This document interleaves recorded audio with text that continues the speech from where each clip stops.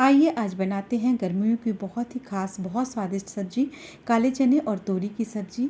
तो रेसिपी स्वाद की में आपका बहुत स्वागत है। इसके लिए ले लेंगे हम तोरी और तोरी के छिलकों को हम इस तरह से हटा देंगे।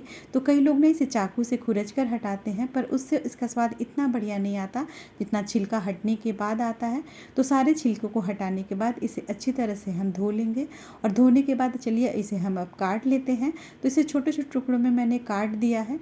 आप जिस भी शेप में इसे काटना चाहें वैसे काट लें, क्योंकि ये बहुत आसानी से गलने वाली सब्ज़ी है। तो आप जैसे भी मन हो उस तरह से काट कर रख लें।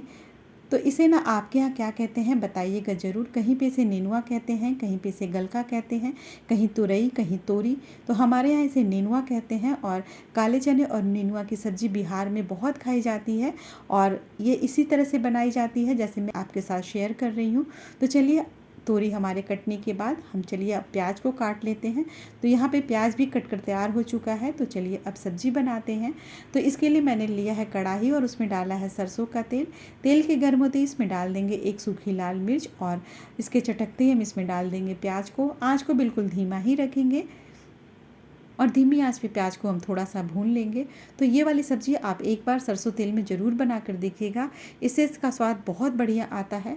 तो प्याज थोड़ा सा भूनते ही हम इसमें डाल देंगे अब भीगे हुए काले चने। तो काले चने आप अपने हिसाब से इसकी मात्रा घटा बढ़ा भी सकते हैं। तो आपको जितना मन हो उतना डाल लें और इसे धीमी आंच पे इसे भी थोड़ा सा हम भून लेंगे।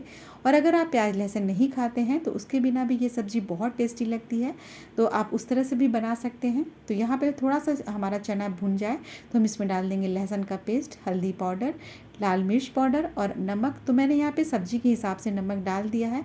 अगर आपको बिना तोरी डाले अंदाज़ा नहीं मिलता है तो आप काले चने के हिसाब से नमक डाल दें और बाकी का नमक आप तोरी डालने के बाद डाल दें। तो यहाँ पे मसाले सारे अच्छी तरह से भुन चुके हैं। तो चलिए अब हम इसमें डाल देते हैं तोरी को और इसे डालकर हम अच्छी तरह से मिक्स कर लेंगे।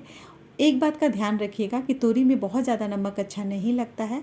इसकी थोड़ी सी मिठास रहती है सब्ज़ी की, तभी ये ज़्यादा अच्छी लगती है। तो आप नमक ध्यान से डालिएगा। तो चलिए अब हम इसे मिक्स कर लेते हैं।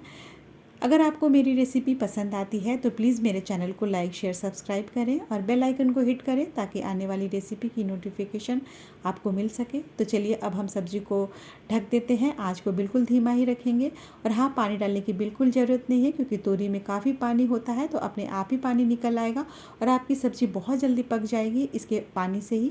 तो यहाँ पर हम एक बार लिड को हटाकर एक बार अच्छी तरह से चला लेंगे। तो अभी सब्ज़ी थोड़ी सी बाकी रह गई है तो इसे फिर से ढक देते हैं। आँच को बिल्कुल धीमा ही रखेंगे और फिर से अब चलिए हम लिड को हटाकर देखते हैं। तो यहाँ पे सब्ज़ी लगभग होने को आई है। तो चलिए इसका चना हम चेक कर लेते हैं।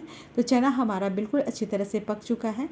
तो आपको अगर थोड़ी रस्से वाली सब्ज़ी चाहिए तो आप यहाँ पे गैस को टर्न ऑफ कर सकते हैं, पर मुझे थोड़ी सूखी चाहिए थी तो मैंने थोड़ा सा इसे और इसके रस को रिड्यूस किया है। और चलिए अब हमारी सब्ज़ी बिल्कुल तैयार हो चुकी है। तो कर लेते हैं इसे सर्व। तो अगर आपको मेरी रेसिपी पसंद आती है तो प्लीज़ आप मुझे कमेंट भी ज़रूर किया करें। चलिए मिलती हूँ आपसे अगली रेसिपी में। तब तक अपना और अपनों का ध्यान रखें। स्वस्थ रहें, मस्त रहें, खुश रहें।